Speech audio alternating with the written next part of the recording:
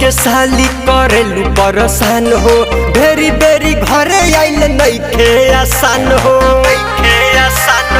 Phone के साली करेलू परेशान हो, बेरी बेरी घरे आइल नइखे आसान हो। चढ़ते दशहरा रौरायावे के परे ए जीजा जी सासाराम के मेलावा दे खावे के परी ए जीजा जी सासाराम के छोलावा खियावे के परी। बोला बोला पटना वाली पटन देवी मैया की।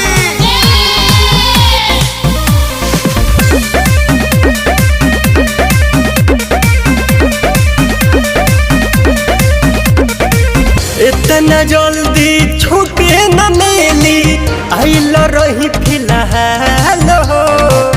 बड़ी सुंदर लागेला ये जीजा पाटन के पंडाल हो।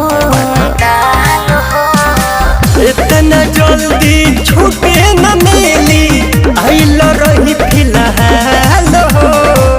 बड़ी सुंदर लागेला ये जीजा पाटन के पंडाल हो। आइब कि ना ये बतावे के परी ए जीजा जियारा के मेलावा दे खावे के परी ए जीजा जी हमारो के चरखी पगो मावे के परी। बोला बोला मैहर वाली मैया की।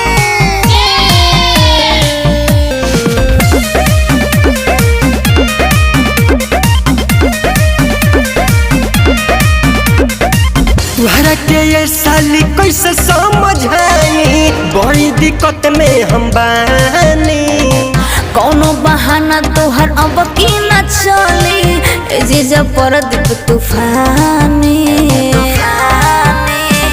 तुहरा के ये साली कैसे समझाई, बड़ी दिक्कत में हम बानी।